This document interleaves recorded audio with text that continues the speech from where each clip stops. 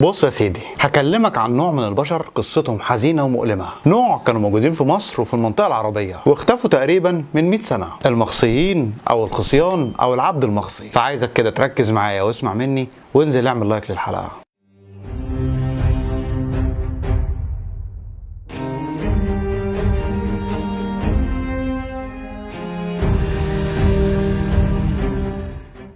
المخصي هو انسان كان بيستعبد من وهو صغير، وبعد كده كانت بتتشال اعضائه التناسليه علشان يبقى راعي لحريم الطبقه العليا، وكمان خادم ليهم من غير اي خوف منه. طبعا الامر ده محرم في الشريعه الاسلاميه، بس الخصيان كانوا موجودين في بيوت الطبقه الغنيه، وكانت الطبقه دي تسعى انها تمتلك اكتر من مخصي في بيوتها. واللي اتكلم عن الظاهره دي كلود بيك، وكلود بيك هو طبيب فرنسي واللي اسس القصر العيني. كلود بيك بيوصف العمليه الوحشيه دي وازاي انها كانت تجاره منتشره، ومصر كانت من اهم مصادر العبيد الخصيان، خصوصا في عهد محمد علي واولاده. مصر كانت بتصدر العبيد الخصيان لمناطق كتير في الدوله العثمانيه، وكانت العاصمه العثمانيه هي اكتر مكان بيشتري العبيد الخصيان. كلود بيك قال ان كان في مدينتين مختصين بعمليه خصي العبيد، المدن دي هي اسيوط وجرجا، وقال ان كان اللي بيعمل العمليات دي رجال الاكليروس القبطي، وكان بيوصفهم انهم عار على الدين والانسانيه. وكان بيحدد كمان قريه دير الزاويه واللي موجوده بين اسيوط والغنايم دلوقتي. دير الزاويه كانت من اشهر الاماكن اللي بيتعمل فيها عمليه الخصي، القريه اللي اتشهرت بعاصمه السفاحين واتسمت بكده علشان الجريمه دي كانت بشعه. وبعد كده كلود بيك بدا يحكي عن عمليه اختيار الضحايا والطريقه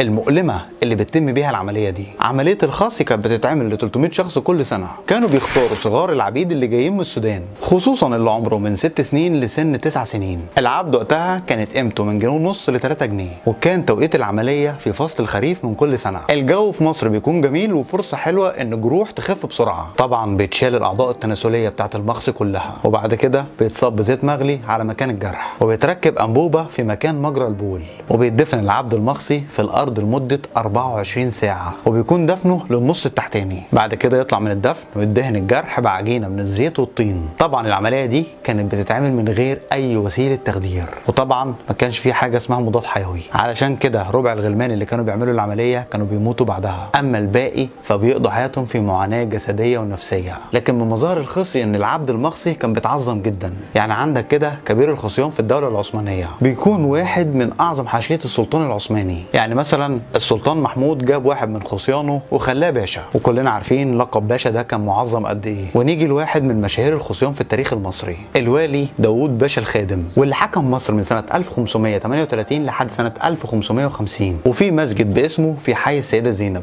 داوود باشا اسمه مرتبط باكله مشهوره واللي هي كرات اللحم او كفته داوود باشا. داوود باشا كان معروف عنه انه رجل صالح وكان بيحب العلم وعنده لمحه صوفيه، والشعب المصري كان بيحبه. الخصيان كمان اشتغلوا في الحرم المكي، والمخصي اللي اشتغل في الحرم المكي كان بيتقال عليه الاغا، والاغا في التركيه او الكرديه او الفارسيه معناها السيد، وكان ليهم مقر قريب من الحرم اسمه حاره الاغات. المخصي كان ليه مواصفات بيتعرف بيها، خصوصا من جسمه وشكله الخارجي، واللي بيكون خالي من الشعر ولا عنده شنب ولا دق. جسمه بيكون مليان شويه وصوته بيبقى ناعم، وده بسبب الظروف الصعبه اللي شافها، وكفايه احساسه انه اقل من غيره، خصوصا بعد ما اتحرم من صفات الرجوله. يعدي على مقال او رساله كلود بيك دي 9 سنين كامله محدش يحس بيها او يعبرها، لحد ما تيجي سنه 1877 ميلاديه الخديوي اسماعيل يمضي اتفاقيه الغاء العبوديه مع بريطانيا. المعاهده دي كان رافضها كتير من رجالته لانهم كانوا شايفين ان التجاره دي مصدر دخل للدوله، وده من الضرائب والجمارك اللي مفروضه على بيع العبيد.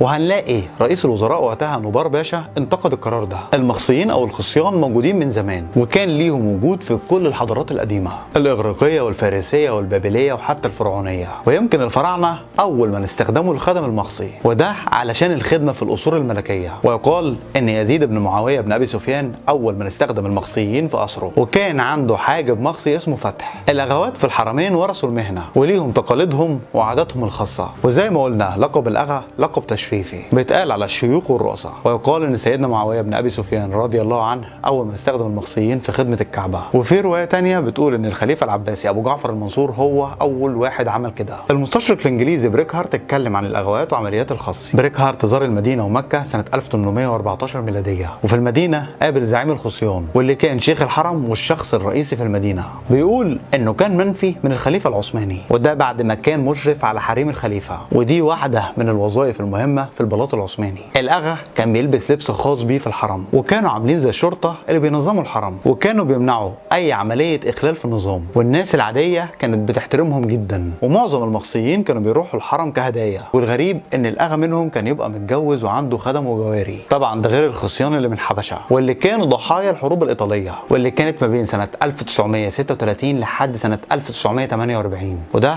لما دخل الجيش الايطالي الحبشه، واللي اثر عدد كبير من اهلها وعمل معاهم عمليه الخصي، واللي خصوصا كانت مع العيال الصغيره. وفي من الخصيان اللي وصلوا لكرسي الحكم زي كافور الاخشيدي، واللي يعتبر اشهر مخصي في التاريخ المصري كله. كافور كان مربي اولاد الاخشيد حاكم مصر، ولما الاخشيد مات كافور كان الواصي على ابنه، فبعده عن الحكم واستفرد هو بالكرسي. وكان ليه حادثه مشهوره مع المتنبي، ودي المتنبي كتب فيها قصيده اتعرفت بعد كده، واللي كانت كلها شتايم في كافور الاخشيدي، وده بعد ما كافور رفض انه يديله مدينه هديه. وفي اوروبا المخصيين كانت لهم قصه ثانيه. تجار العبيد كانوا بيشتروا اسرى الحروب من ناحيه المانيا، وطبعا الاوروبي راجل او ست كان على قدر كبير من الجمال، وكان تجار العبيد بيبيعوهم في الاندلس. فالمسلمين كانوا بيشتروا الذكور للخدمه في القصور، والستات كانت بتتباع جواري، وبقت التجاره دي تجاره مربحه. وتجار العبيد في اوروبا كانوا من اصحاب الديانه اليهوديه، واللي كانوا بيغزوا الاسرى، وعشان التجاره دي كانت تجاره مربحه اتعمل معامل لخصي الرجال في فرنسا. ولحد هنا خلصت حلقتنا. لو عجبتك الحلقه ما تنساش تعمل شير ولايك وسبسكرايب للقناه وتفعل جرس التنبيهات علشان يوصلك كل جديد، وكمان تدخل القناه تتفرج على الحلقات القديمه. كان معاكم احمد عوض، واستنوني الحلقه الجايه. سلام.